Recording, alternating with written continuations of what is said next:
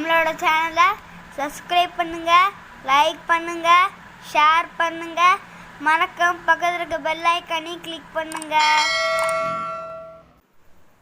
Hello friends, welcome to hot and taste. இன்றைக்கி நம்மளோட கிச்சனில் ரொம்ப குயிக் அண்ட் ஈஸியாக பண்ணக்கூடிய ஒரு அல்வா ரெசிபி தான் நம்ம பண்ண போகிறோம். 10 மினிட்ஸில் வந்து நீங்கள் இந்த அல்வா வந்து பண்ணி முடிச்சிடலாம். அவ்வளோ டேஸ்ட்டாக இருக்கும். கிட்ஸ் ரொம்ப லைக் பண்ணி சாப்பிடுவாங்க. இதுக்கு தேவையான பொருட்கள் வந்து பார்த்துடலாம். 1 கப் அவல், 1/2 கப் வந்து சுகர் எடுத்திருக்கேன். அதோட கொஞ்சமாக நட்ஸ், ஒரு 25 கிராம் அளவுக்கு நெய், ஒரு சின்ன பிஞ்ச் அளவுக்கு ஃபுட் கலர் வந்து நான் எடுத்திருக்கேன். அவ்வளவுதான். இப்போ நம்ம ஸ்டவ் ஆன் பண்ணி ஒரு பேனில் ஒரு டீஸ்பூன் அளவுக்கு நெய் சேர்த்து நம்ம எடுத்துருக்கிற 1 கப் அவல் வந்து நல்லா வறுத்து எடுத்துக்கலாம். லோ ஃப்ளேமில் வச்சு நல்லா வறுத்து எடுத்துக்கலாம். சிவப்பு அவலுக்கு பதிலாக நீங்கள் ஒயிட் அவல் கூட நீங்கள் பயன்படுத்திக்கலாம்.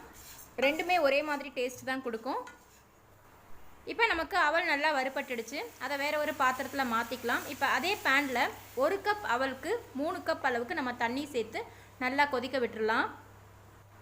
தண்ணி நல்லா கொதித்ததுக்கப்புறமா ஒரு சின்ன பிஞ்ச் அளவுக்கு ஃபுட் கலர் வந்து ஒரு 2 டீஸ்பூன் அளவுக்கு தண்ணி சேர்த்து நல்லா கலந்து நம்ம கொதிக்கிற தண்ணியில் சேர்ந்து நல்லா கலந்து விட்டுடலாம்.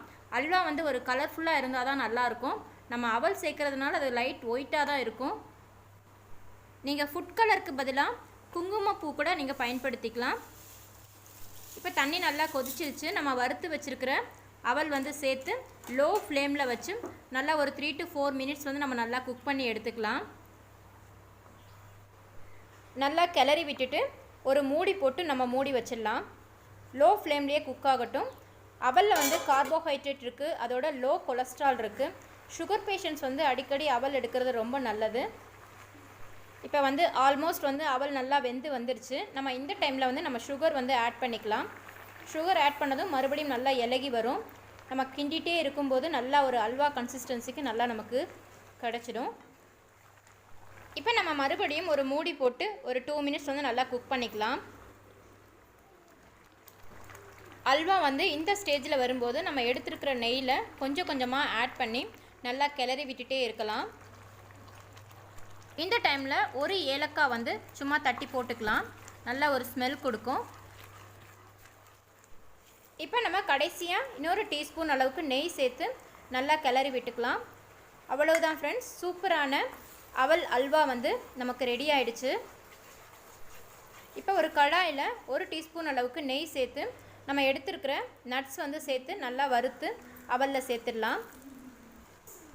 இந்த ஹெல்த்தியான அவல் அல்வா ரெசிபி நீங்களும் வீட்டில் ட்ரை பண்ணி பாருங்கள் ஃப்ரெண்ட்ஸ். இப்போ நம்ம இதை வேறு ஒரு கப்புக்கு வந்து நம்ம மாற்றிடலாம்.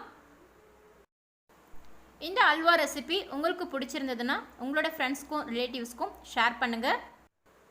நீங்கள் இன்னும் ஹாட் அண்ட் டேஸ்ட் சேனலை சப்ஸ்கிரைப் பண்ணலைன்னா மறக்காமல் சப்ஸ்கிரைப் பண்ணிக்கோங்க ஃப்ரெண்ட்ஸ். கூடவே இருக்கிற பெல் ஐக்கானையும் கிளிக் பண்ணிக்கிறதன் மூலமாக என்னோடய வீடியோஸ் எல்லாமே தொடர்ந்து உங்களுக்கு நோட்டிஃபிகேஷன்ஸாக கிடைக்கும். தேங்க்யூ.